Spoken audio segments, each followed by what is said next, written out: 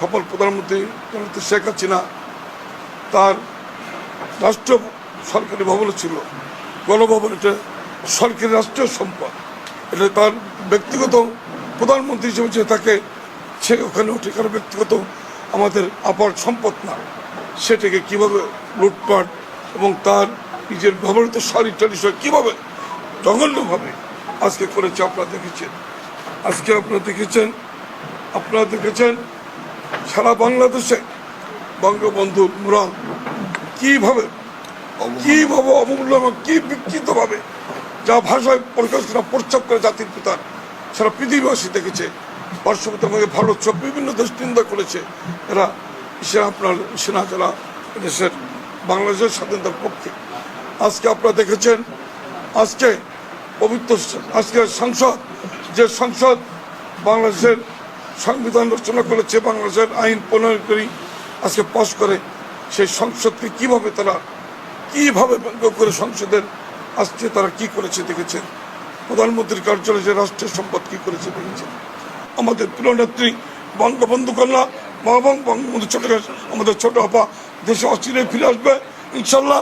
সে বলেছে দেশবাসীকে শান্ত থাকতে, সে বলেছে আমাকে জোর করে দেশের বাইরে পাঠানো হয়েছে, তাই আমরা তার জন্য দোয়া করেছি মসজিদ মন্দির পেগুটায়।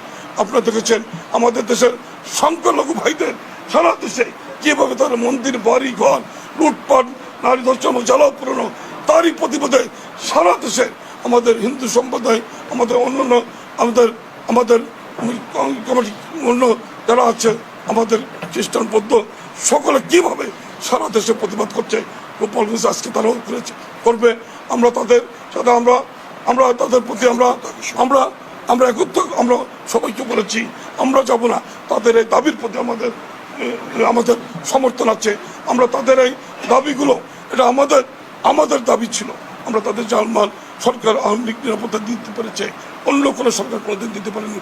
তারপরে আজকের বাংলাদেশের প্রেক্ষাপটে আপনাদের কাছে আবারও উদাত্ত আহ্বান জানাবো, আমাদের প্রিয় নেত্রী বঙ্গবন্ধু কন্যা জননেত্রী যতদিন পর্যন্ত বাংলাদেশের মাটিতে ফিরে না আসবে, আপনাদের মাধ্যমে সারা দেশবাসীকে আবারও বলছি, এই জাতির পিতার জন্মভূমি কল্পিত গোপালগঞ্জের বঙ্গবন্ধুর এই বাড়ি থেকে আপনারা সকলে গণতন্ত্র প্রতিষ্ঠা এবং মাননীয় প্রধানমন্ত্রী স্বদেশ প্রত্যর্পণের মাধ্যমে আমরা এক না আসা পর্যন্ত আমরা কেউ ঘরে ফিরে যাব না।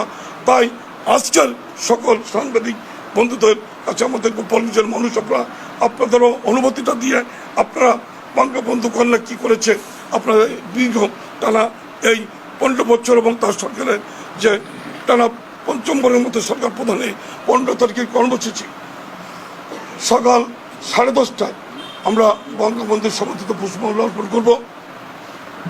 বাংলাদেশ আওয়ামী লীগ, গোপালগঞ্জ জেলা আওয়ামী লীগ, টুঙ্গিপাড়া উপজেলা আওয়ামী লীগ এবং 5 উপজেলা গোপালগঞ্জ সদর, কোটালীপাড়, টুঙ্গিপাড়া, কাশিল এবং আমাদের সকল অঙ্গ সহযোগী সহ মুক্তিযোদ্ধা বঙ্গবন্ধু এবং স্বাধীনতা সপক্ষে যারা সাংস্কৃতিক সংগঠন সকলে, আমরা সকল শিক্ষা প্রতিষ্ঠান সকলে সর্বস্তরের মানুষ আমরা 10:30টায় জাতির পিতার সমর্থিত পুষ্পমাল্য অর্পণ দিয়ে আমরা কবর জিয়ারতের মধ্যে দিয়ে আমরা মাজার কমপ্লেক্স এখানে আমরা আলোচনার মধ্যে দিয়ে কাঙ্গালি দোয়ার মধ্যে দিয়ে আমাদের কর্মসূচি শেষ হবে।